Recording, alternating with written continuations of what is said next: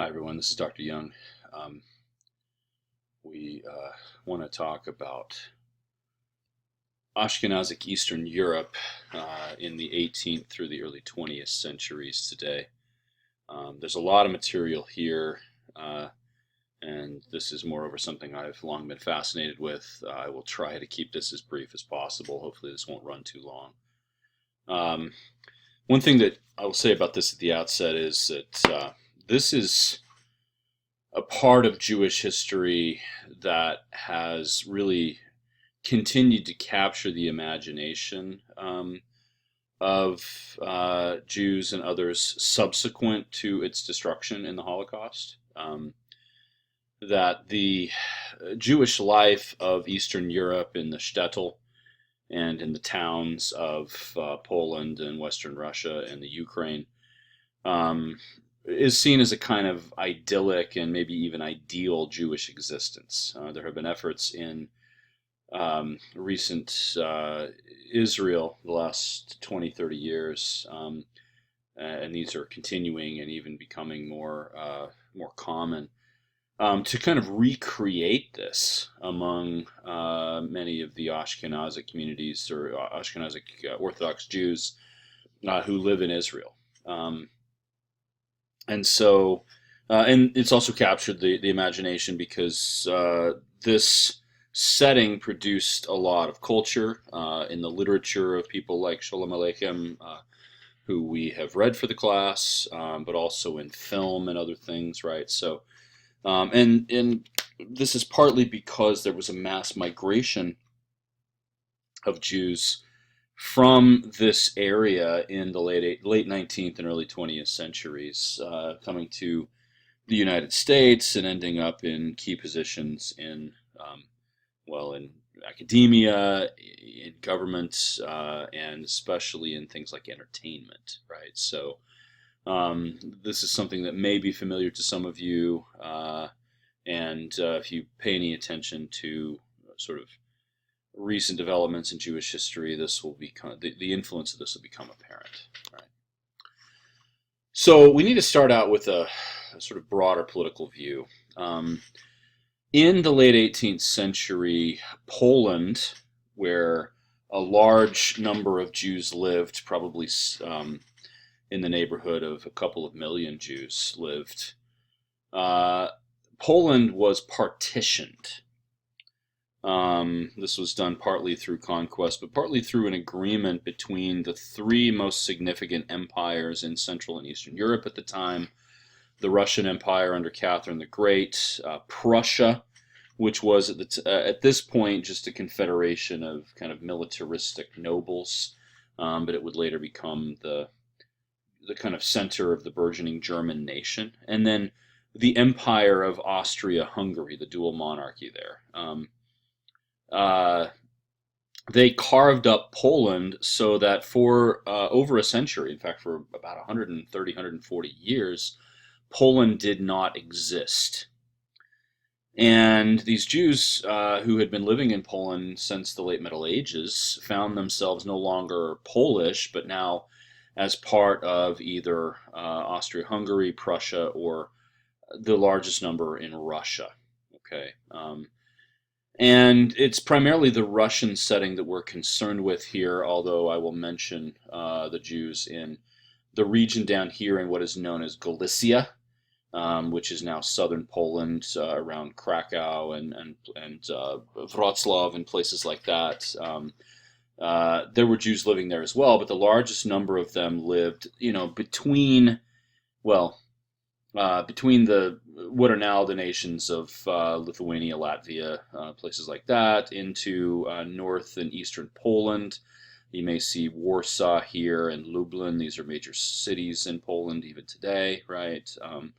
Łódź, spelled L-O-D-Z, Łódź, had a significant Jewish population, and we'll talk about that perhaps when we get to talking about the Holocaust.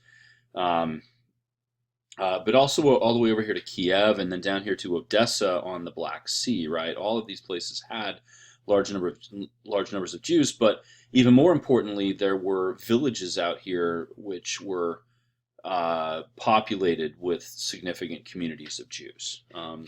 And so this whole region here, the Russian takeover of what had been the Kingdom of Poland-Lithuania, was called the Pale of Settlement. This is the only part of Russia where Jews were allowed to live legally.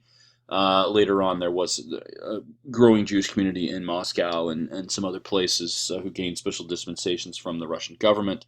But, millions of Jews lived in the 19th and early 20th centuries in this area.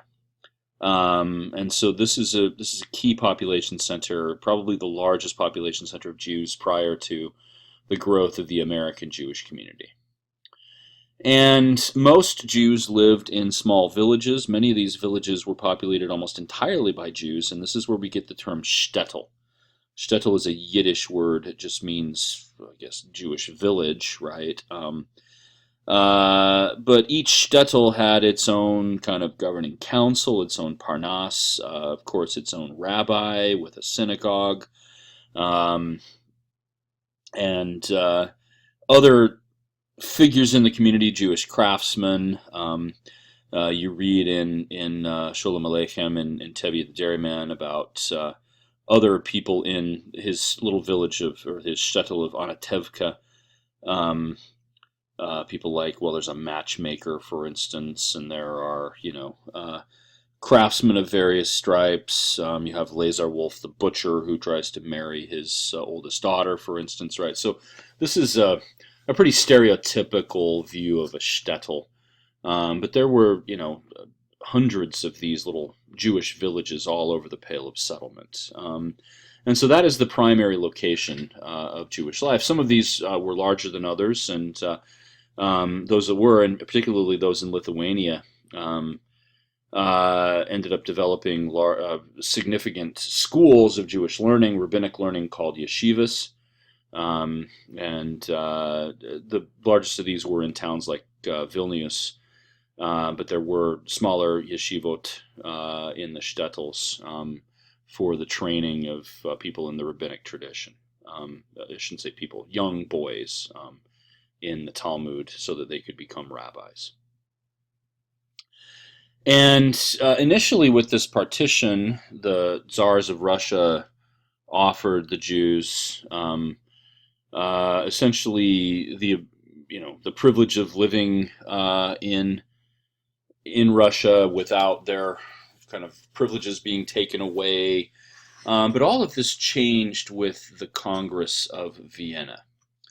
This is Napoleon's defeat, and of course Napoleon had attacked Russia. And in the aftermath of the Congress of Vienna, there was a great deal of reactionary kind of attitudes going around Europe, and Tsar Alexander the Great latched onto that, and as a result, he really began to crack down on the Jews. When his son Nicholas I succeeded him, the Jewish policies became less and less friendly. And there were efforts even made by Nicholas and others who followed him to not only make life hard for the Jews, but even to eradicate Judaism as a cultural force, the Jews as a people, in fact, and to force them to assimilate. And a couple of measures that were taken. Nicholas I, for instance, started a policy of forced Jewish conscription. He set up a quota where the Jewish communities were required to send a certain number of boys to become Russian soldiers. And that this was a 25-year commitment.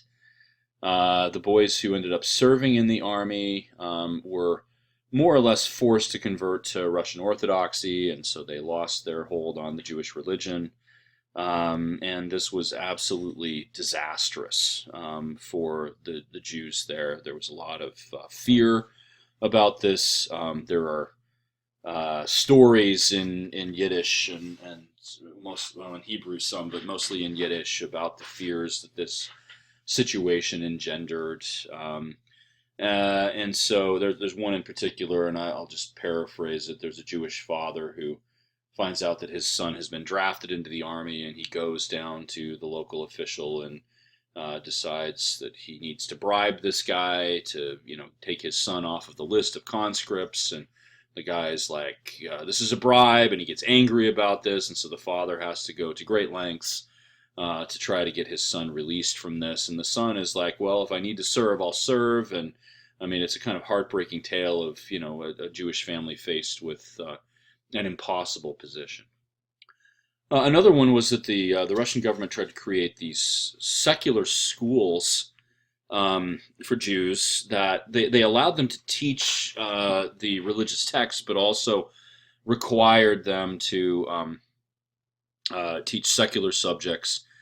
And this was all in an effort to try to assimilate the Jews. And so they allowed for the Jews to have some control over these schools, but they set up these educational requirements, all with the goal of trying to end traditional Jewish way of life and the kind of insular pattern of living that the Jews had set up for themselves in the Pale of Settlement.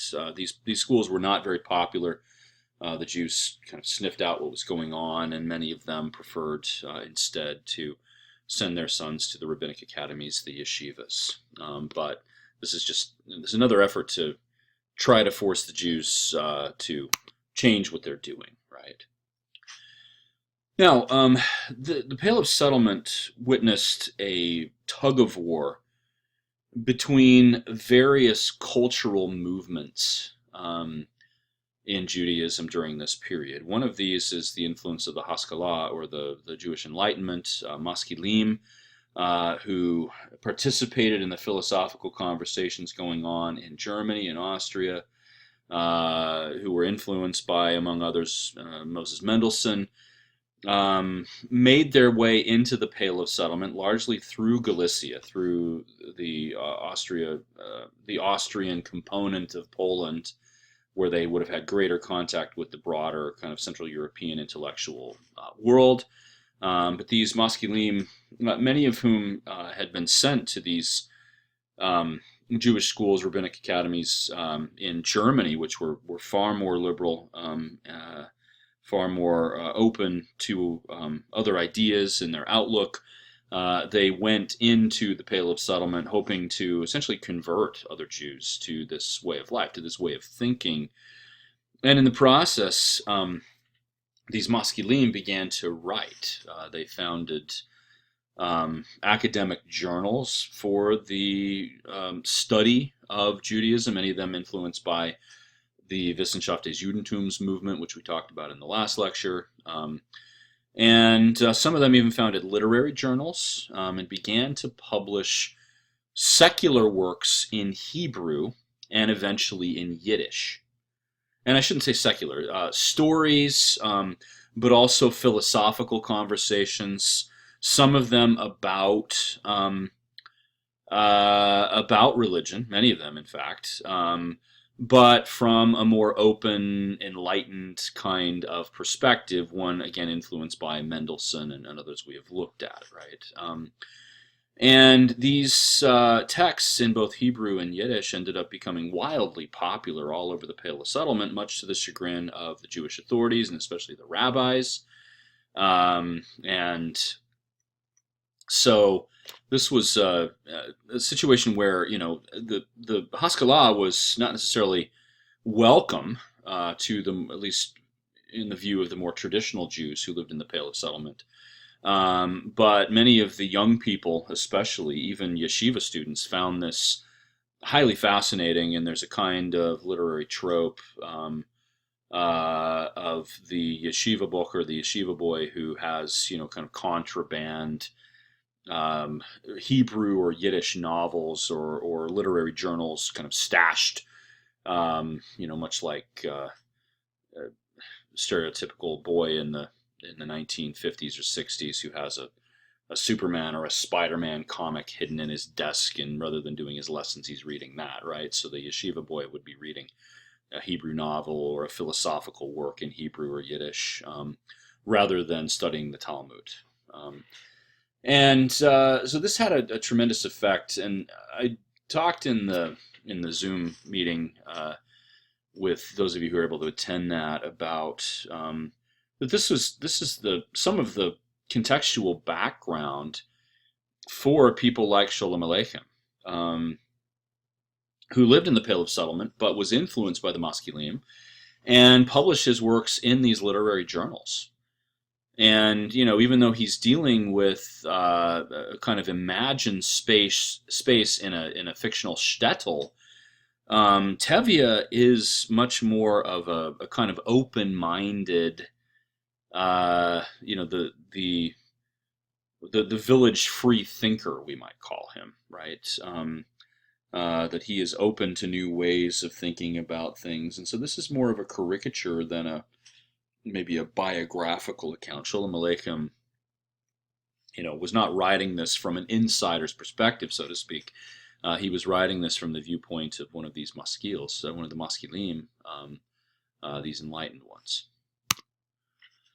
Other cultural trends. So that's the New Hebrew literature here. We should talk about Yiddish literature, right? So Yiddish was a language, of course, that had been spun off of German in the Middle Ages. This is the distinctly Jewish form of German, though it began to incorporate these influences from other languages into its vocabulary and into some of its grammar and syntax.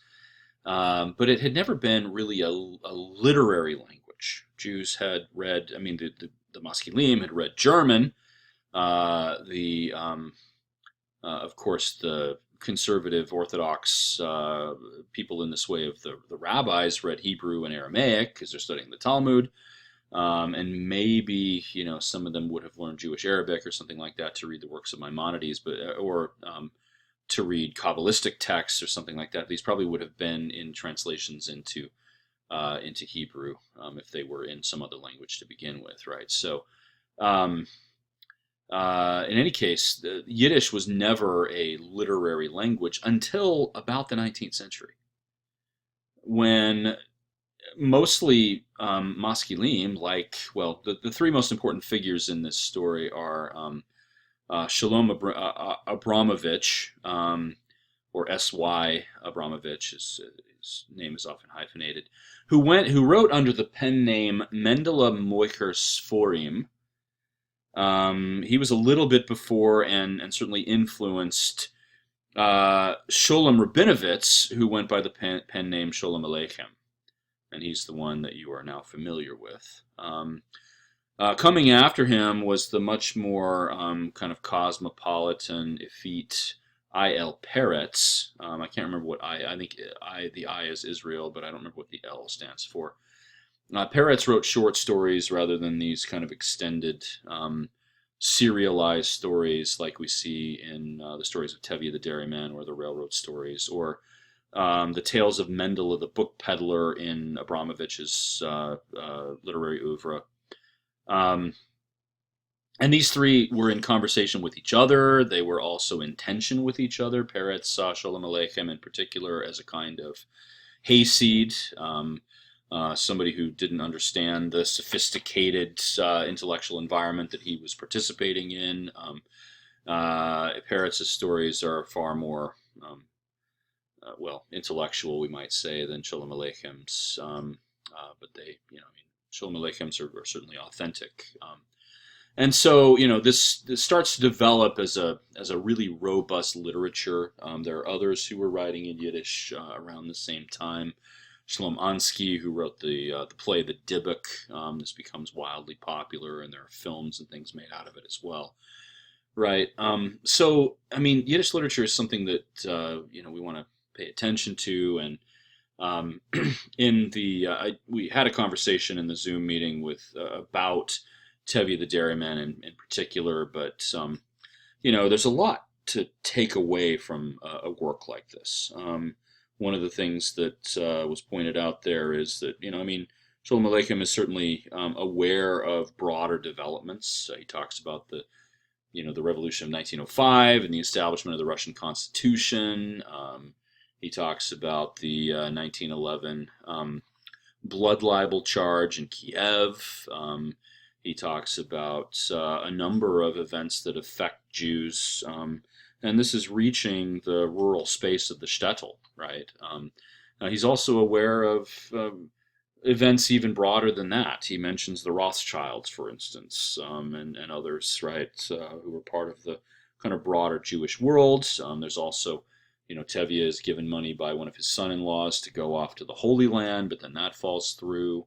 And so, there's this awareness of the broader Jewish world and the so-called Mitzrayim, or formerly the Ottoman setting, right? So there's some connections that he's drawing between different Jewish communities all over the world here. That's one theme that you might pay close attention to. But then there's a lot of social commentary here. The clash between tradition and new ideas, right? His first daughter, Tzidel, refuses to marry Lazar Wolf, the butcher, who, somebody who has some money and would have given her a comfortable life and all of that. Instead, she wants to marry Motel, the tailor, who's a very poor and young, kind of up-and-coming craftsman who never is able to make much of a living, and they end up with lots of children they're barely able to feed. And, but Sholem Aleichem, of course, is saying, but they're all the happier, even though they're totally poor. They're in love, and maybe there is something about this, and so he's influenced by these broader notions about romance and stuff like that. But in these stories about Tevye and his daughters, there's always this, again, tug of war between different ideas, different concerns, different values. Tevye is remarkably learned, even though he often botches his quotations of the Bible and the Talmud and things like that. He is remarkably learned for a simple craftsman, a dairyman. And he wants sons-in-laws who are educated. But he recognizes that an educated man is not always going to have money because he, spends his time studying the sacred texts rather than making money. And so, his Tevye's wife Golda, in particular, is interested in their daughters marrying rich men so that they can support their parents in their old age. And so, Tevye and his daughters kind of have to weigh these things. And each of the daughters marries a man, or, Sprinza doesn't get married. She gets sort of betrothed, but then her wealthy husband, his family intervenes, and they spirit him away, and Sprinza is totally heartbroken about this and ends up committing suicide. But, each of the suitors and eventual husbands of these daughters is a personality in the world of the Pale of Settlement. Perchik, the young intellectual revolutionary who marries Hodel, for instance, and ends up getting shipped off to Siberia because he's, been fomenting revolution. Model, the tailor, who's the, very kind of down-to-earth, hardworking young craftsman, but also Lazar Wolf, the butcher, right, who's the successful businessman in the shtetl. Chava, of course, commits the unpardonable sin in Tevye's eyes in that she marries a Gentile. And it's not so much that she does that, but that she runs away, and Tevye gets humiliated trying to go after her, and the priest intervenes and effectively calls Tevye a bad father for not supporting his daughter in all of this. And, Tevye is absolutely humiliated, and his daughter tries to confront him and have a conversation about it, and he nearly runs her over. Refuses to talk to her, but then she comes back to him at the end, right? That's another personality, another kind of issue.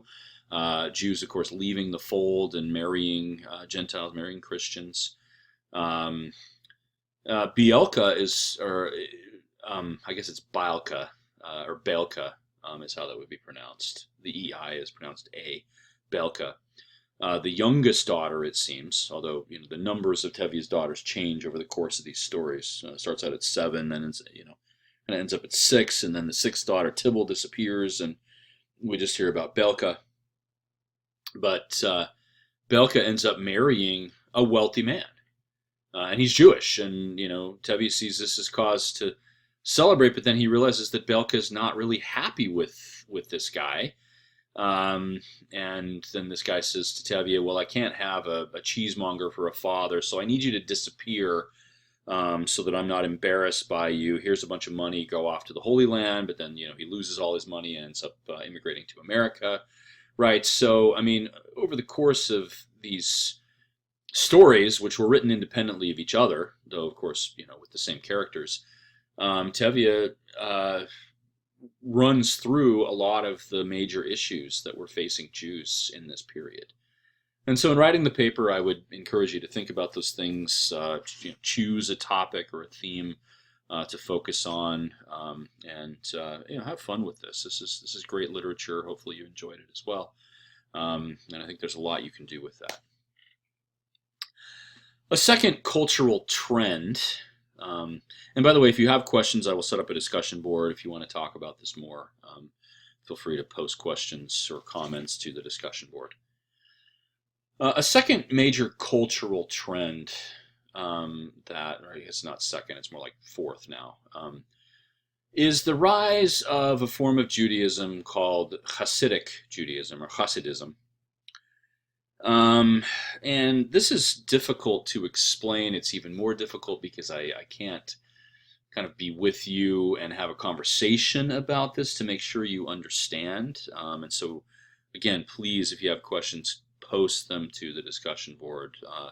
This is something I want to try to help you understand. I think if you read the Biale article in the Cultures of the Jews book, there's a pretty good coverage in there of what Hasidism is and what it entails and the principal actors involved in all of this.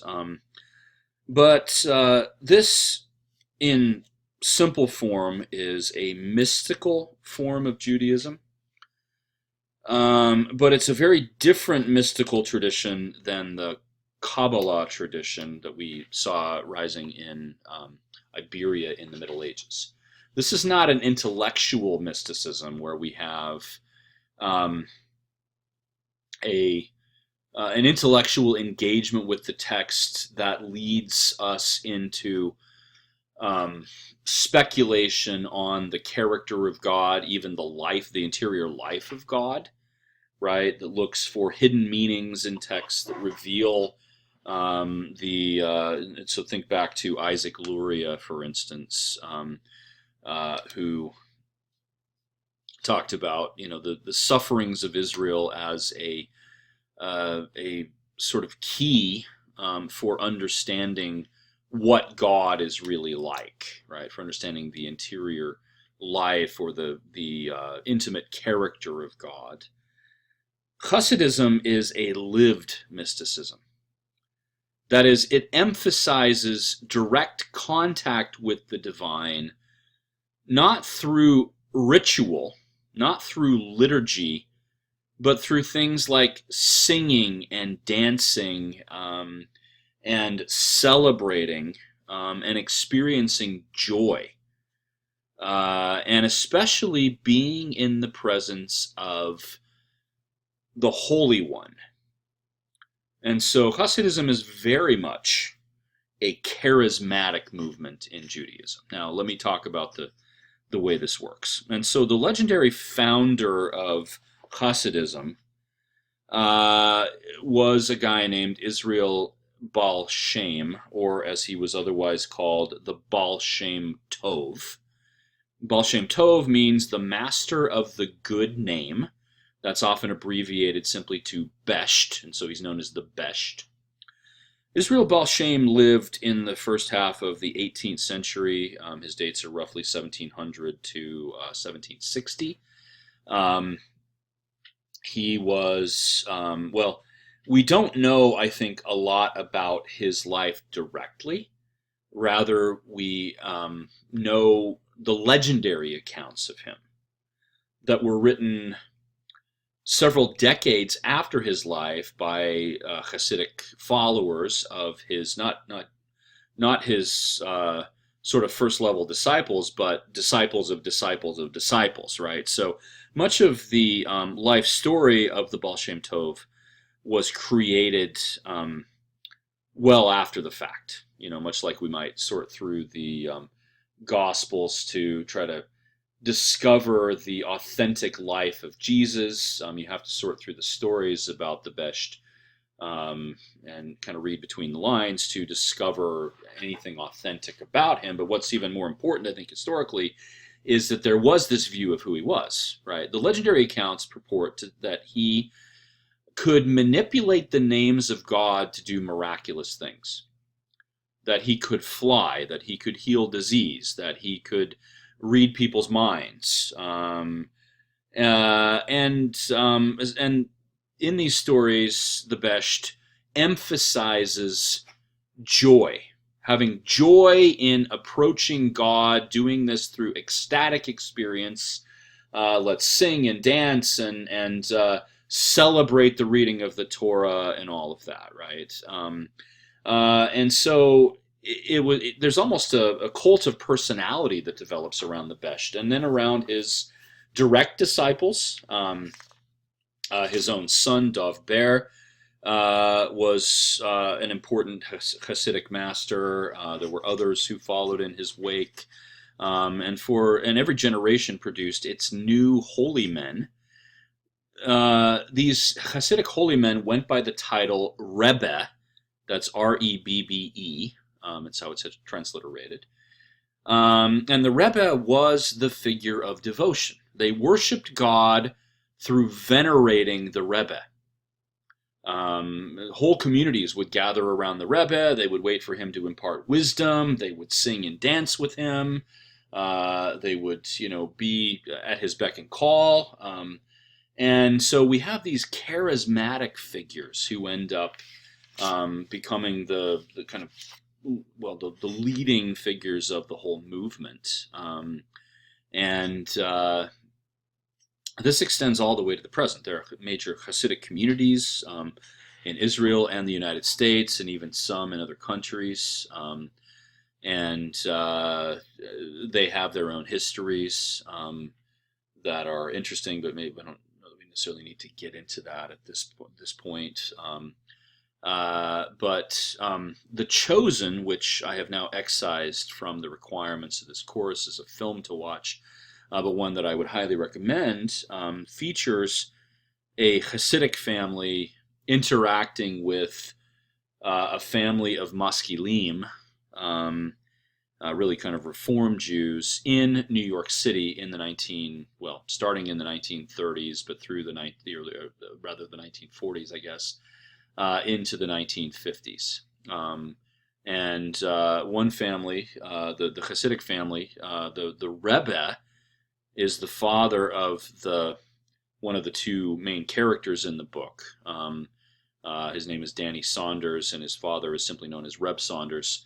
The story about him is that he led a community in Russia, but then they were persecuted by the Russians, and he led his entire community out of Russia and across the ocean to New York, where they now had an entire kind of quarter of the city that they dominated, and people would gather around Reb Saunders and listen to him, impart his wisdom, much of which consisted of simply reading and commenting on the Talmud, with some gematria, Jewish numerology thrown in, but in particular this kind of ecstatic experience of direct contact with God. Now, I don't know if that's a sufficient explanation about what Hasidism is, but again, if you have questions, please feel free to ask them in the discussion board. This becomes a major cultural movement in Judaism, in particular in the Polish areas of the Pale of Settlement, but also down here into Ukraine. There is and it can be seen as a corrective on the excessively intellectual form of Judaism that had proliferated in the yeshivas of Eastern Europe, and even perhaps in the Reform areas of the German-speaking lands. This is as much a reaction against the Haskalah as it is against the kind of intellectual rabbinic culture of Eastern Europe. But there's a reaction against the reaction subsequent to this, led by a figure named Elijah ben Solomon of Vilna. Vilnius is the capital of Lithuania now. And Elijah ben Solomon lived in Vilnius, or Vilna as it was called then. Um, he was known as the Gaon of Vilna. Now, if you recall, Gaon was this honorific title given to these rabbis who lived in places like Baghdad during the Abbasid Caliphate and subsequently, who wrote the Responsa. But it was not a title that was given out freely. That Elijah ben Solomon came to be called the Gaon of Vilna, meant that he was held in the highest respect by his disciples and by other Jews, right? So the Gaon of Vilna and others of his ilk, and his dates run a few years after the Baal Shem Tov, 1720 to 1797, I believe, are his dates. So he's about a generation after, even though his life overlaps with the Baal Shem Tov. He flourished a generation or so after him. And his approach was very intellectual, very much focused on the learning of the Talmud in a traditional form. And he even began to excommunicate Hasidic members of his community, right? So there emerged this divide, and it is to some extent geographic. The areas in the north of the Pale of Settlement, what is now Lithuania, what was had been previously and would become later Lithuania, saw this form of Judaism becoming primary, the one emphasized by the Gaon of Vilna, and these are called the Mitnagdim as opposed to the Hasidim. Whereas the Hasidim flourished down here in the western and southern parts of the Pale of Settlement, and there's a good deal of tension between the two. One of the words, and it's almost an epithet or a kind of slur in Yiddish, especially among the Hasidic peoples, is the Litvak. The Litvak is another way of saying a mitnag, right? These intellectual yeshiva bochers who just prefer to have their noses stuck in the Talmud instead of taking time to enjoy worshiping God. This is all just an intellectual exercise, and it's very staid and joyless. This is the criticism that the Hasidim leveled against the Mitnagdim.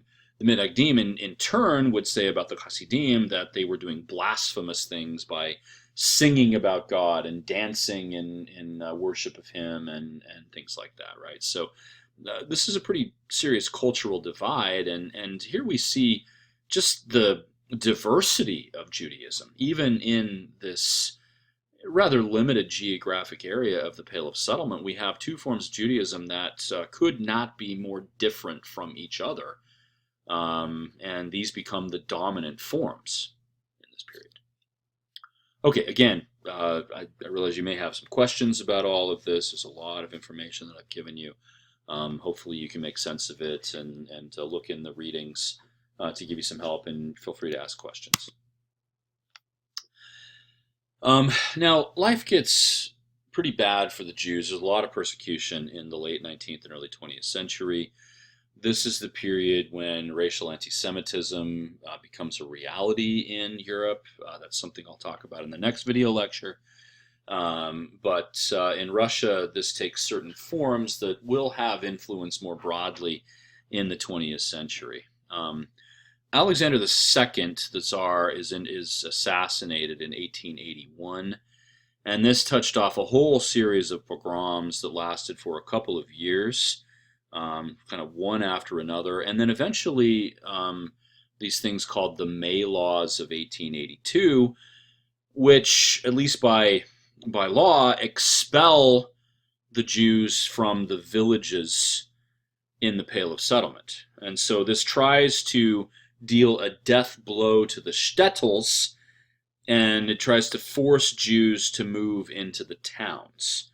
This may be what Sholem Aleichem was commenting on in the story called Lech Lecho, which is the last of the stories of the Tevye series, where Tevye is approached by the Christian officials in his orbit, and told that you have to leave and there's nothing you can do about it. You have 3 days to sell everything you have and move into the town, move to Odessa, right?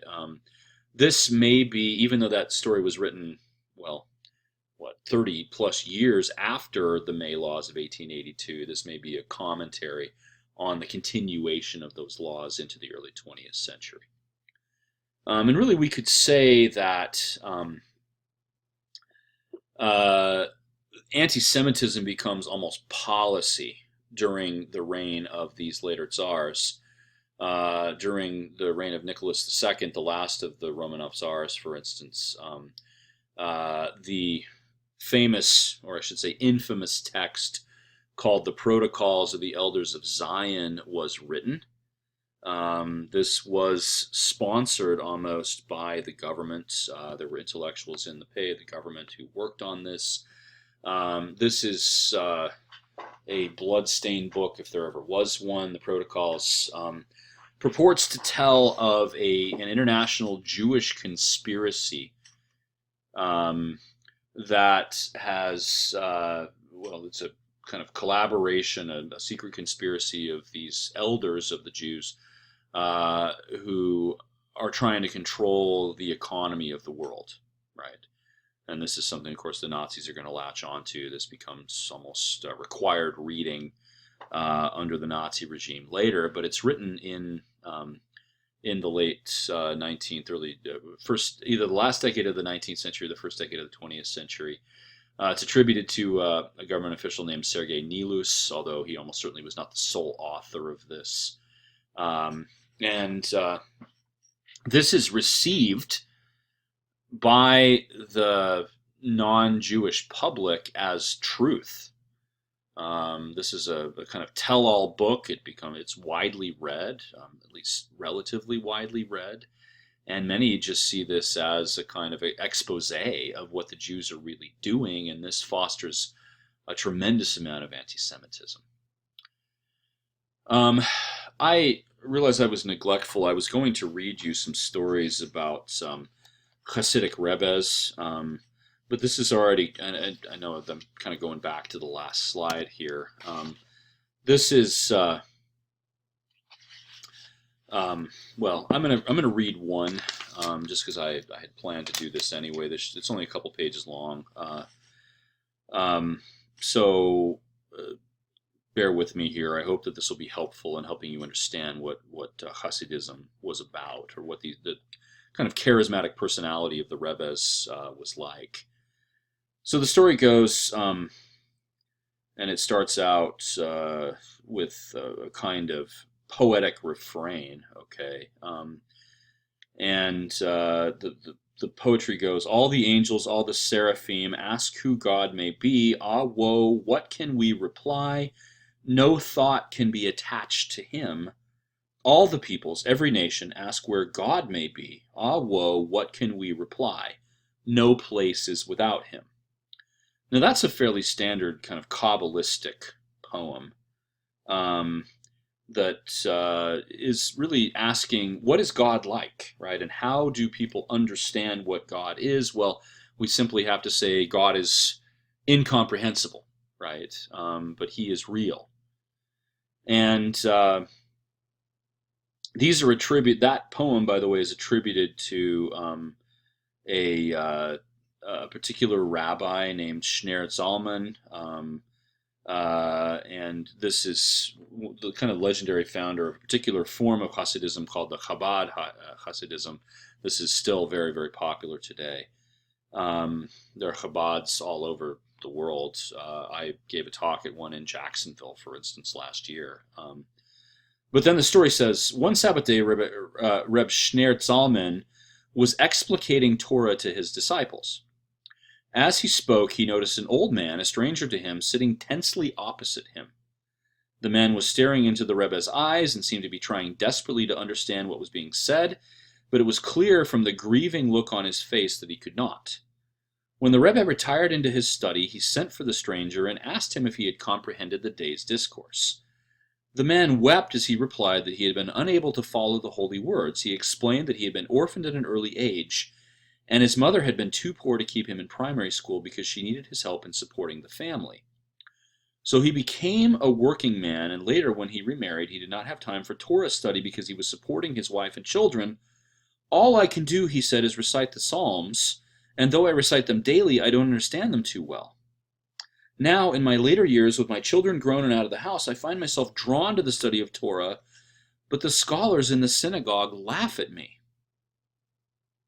And so, having heard that you befriend all men, I've come to sit at your table and to study along with the others. It's made me very happy to be a man among men at last. But when you begin to explain the Torah and I can't understand what you're saying, my happiness curdles and my joy turns to grief. Rebbe, holy Rebbe, tell me how to become worthy of studying with you. What must I do to understand the Torah? The man bowed his head and the tears streamed down his face. Reb Shneur Zalman put his hand on the man's shoulder and said gently, "No more tears. Today is the Sabbath, and one may not be sad on the Sabbath. What you heard me explaining today was the Baal Shem Tov's conception of Hasidism. And if you haven't understood what I said in words, I'll help you by singing a song. Listen, for all of the Baal Shem's thought is hidden in it." And here Reb Shneur Zalman began to sing a sweet melody, one phrase after another. The man listened as if he had been turned into a pillar of attention, not so much as an eyebrow moved. And the more the Rebbe sang, the brighter was the glow in the man's face. He felt his soul being transported. A warm flush of happiness surged through him. When the Rebbe finished singing, the man cried out, "Rebbe, I understand, I understand. Ah, Rebbe, I feel worthy now to be your student." And from then on, it was the Rebbe's custom to sing that melody at the conclusion of his discourses as a way of clarifying them, just in case there was someone at his table who could not fully understand his words. And the melody is known to this day as the Rebbe's melody. Now, hopefully that story is somewhat self-explanatory, right? That the meaning or the experience of God is not found in the intellectual exercise of studying very carefully the Torah and the Talmud. Rather, it is in the ecstatic experience of simply inviting God into one's life, right? That's the kind of essence of Hasidism, to have the joy of worshiping God, and that the Rebbe is the one who serves as the guide for this. So hopefully that was helpful. Again, if you have questions, let me know. All right, so end of tangent there, end of little diversion. Let's go back to this history of the Jews in Russia. And so with these very oppressive laws and the pogroms of the late 19th century, there is mass migration of Jews out of Russia. Hundreds of thousands, if not millions, of Jews left Russia, most of them bound for the United States, where they came to form an important community there. And we will talk about that more in the next lecture. Some of them who stayed in Russia began to embrace revolutionary ideas, and this is where the character of Perchik and Tevi the Dairyman should be a good example for you, right? So many Jews embrace ideas about socialism and revolutionary ideology. They form in 1897, coincidentally the same year that the World Zionist Organization has its formation. And Zionism becomes a force here too, but it's not as popular as socialism among the Jews. They form this thing called the Jewish Workers' Bund. Bund means simply organization, or alliance, actually. And they begin to foment for revolution. Now, this is not all of the Jews, mind you. This is only a section of them, mostly young Jews who were. And as part of this, they began to, embrace the kinds of ideas that we find in 19th century Western and Central Europe, where Judaism becomes a religion, and the Jews become something else. They become Germans or Frenchmen, or in this case, Russians, who are trying to overthrow the oppression of the Tsar, and Judaism simply happens to be their religion rather than a more all-encompassing identity, right? This is, by the way, another way of understanding the difference between Reform Judaism and Orthodox Judaism. Reform Judaism emphasizes that Judaism is a religion.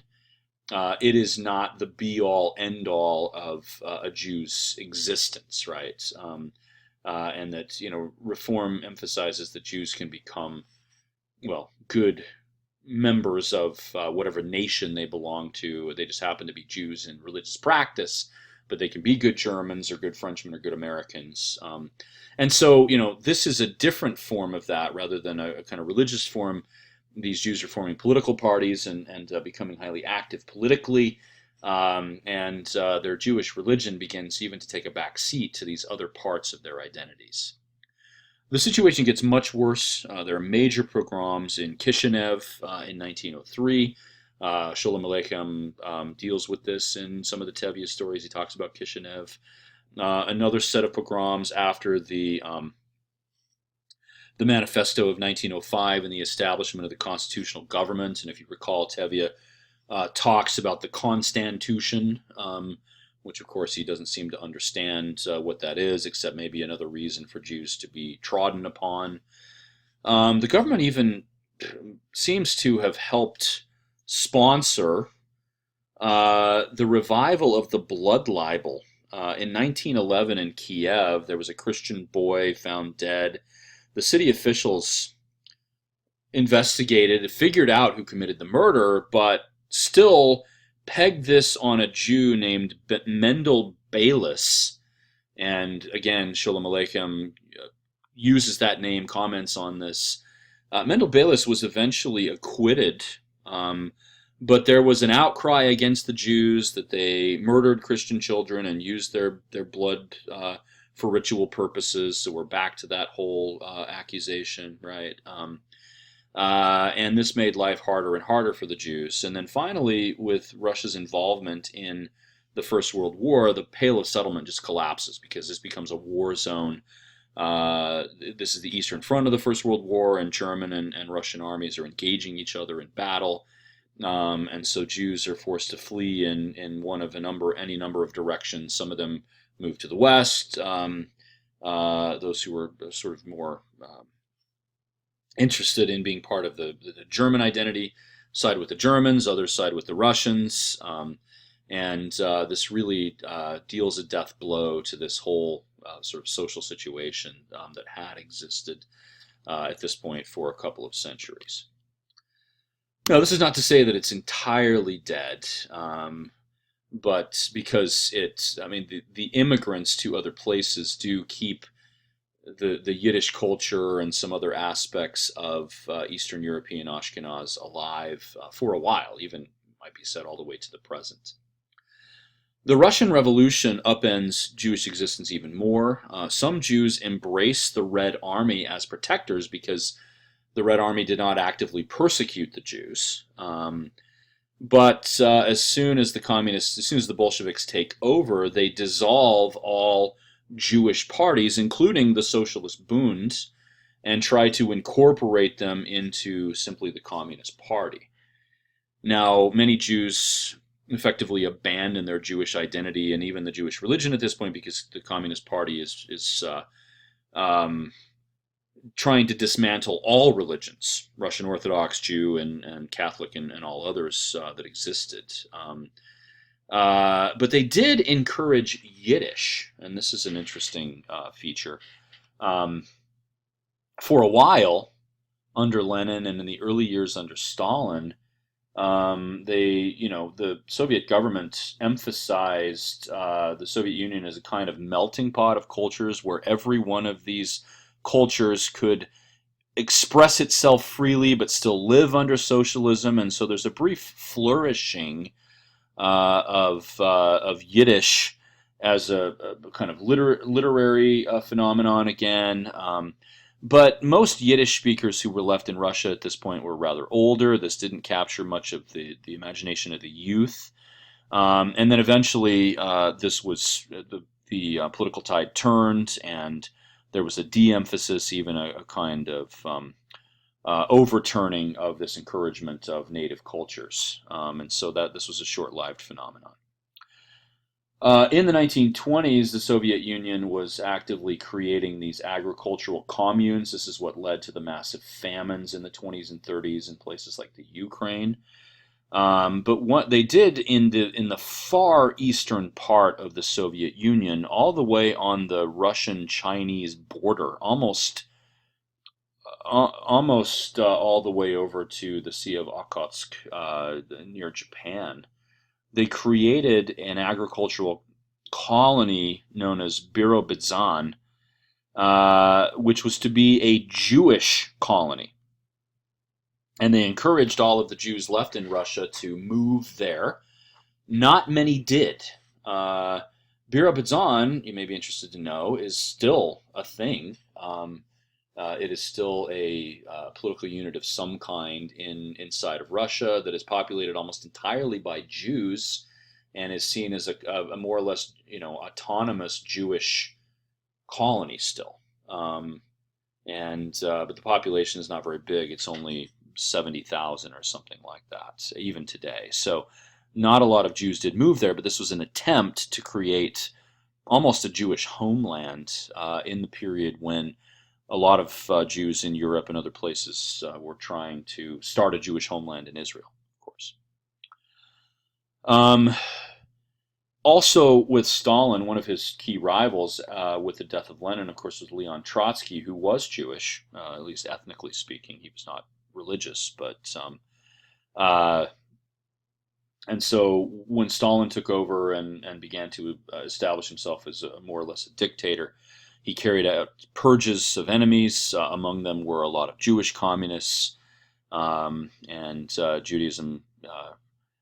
The existence of Jews was compromised even further, and really the policy was acculturation and assimilation. And by the 1930s, there are not a lot of Jews actively practicing their religion left in the Soviet Union. But of course, this was truncated because with the Russian Revolution and the pulling out of the First World War, Russia, or rather the Soviet Union, lost a fair amount of territory, including much of the Pale of Settlement.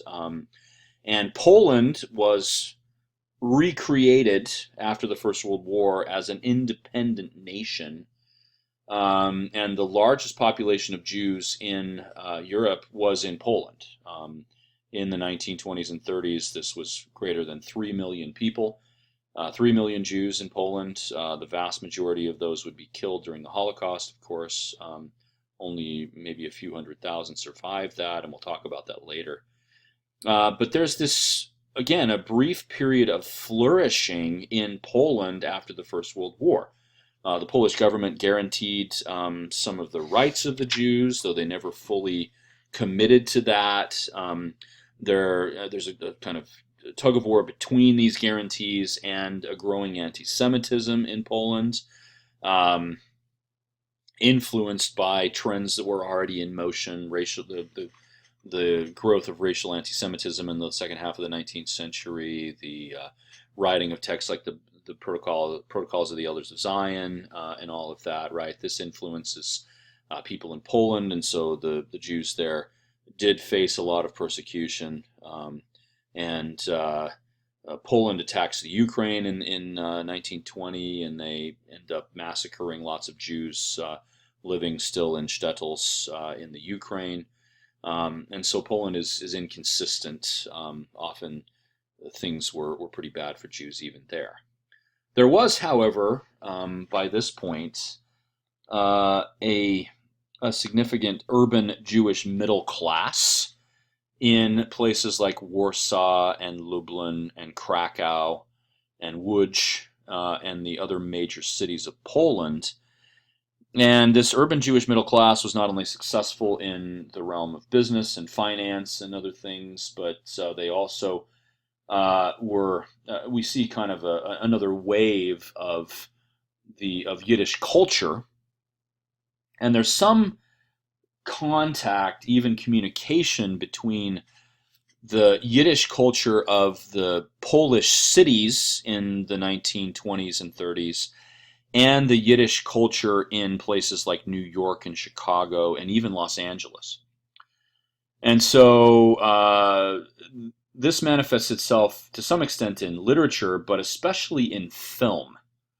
There are a lot of Yiddish films made in the 1920s and 30s. These start out as silent films, but become talkies later. And these are an international phenomenon. Some of them are made in Poland, some are made in New York, but they're shipped back and forth across the Atlantic, finding audiences in both places. And some of these films are really interesting. There's a film version of Tevye the Dairyman, which cuts out most of the story. It focuses only on a couple of characters. Um, Maybe the most popular is the one shown in the poster here. This is called Yiddle Mitten Fiddle. Love the name, right? There should be a Y on the front of the Iddle here. This is a story of a Jewish girl who her father is in a band. Now there's a musical style that flourished in the Pale of Settlement called klezmer. You should look this up. Look up some klezmer music and listen to this. It's a very, well, to use a Yiddish word, schmaltzy, right? I don't know how to even translate that, right? It's kind of sappy, but there's a distinctive klezmer sound, okay? And again, if you're familiar with Fiddler on the Roof, that has a klezmer sound to it too. But anyway, her father is in a klezmer band. He plays the bass fiddle. And he's down on his luck. His band has folded, and he has nothing left. And so his daughter, who is very charismatic, decides to disguise herself as a boy and to go touring around the countryside with her father as a two-person band, where Yiddle plays the fiddle and her father, Arya, plays the bass. And it follows their adventures. They, run into trouble and have to get out of it. It is definitely worth watching. If you are, you know, looking for things to do with your time, I would highly recommend watching Yiddle Mitten Fiddle. It's available for free on YouTube. In fact, I'm going to link this on Canvas, and feel free to watch this. And if you want to write up a little film review of it, or do a little paper on this, I'd be happy to give you some extra credit. Just to give you a taste of klezmer music and Yiddish film and all of that. Feel free to watch that. Again, if you have questions about any of this, feel free to post that on the discussion board. Okay, so that's it for today. We will resume next time talking about American Jewish culture in the late 19th and early 20th centuries. And then also talking about racial anti-Semitism as a phenomenon. That's something we need to cover in more depth here. And even more depth, I think, than any of the books that I were assigned to read in this class treat. But there's things I want to say about that. So look for that, and I look forward to interacting with you in the discussion boards and in our weekly Zoom meeting. Thanks.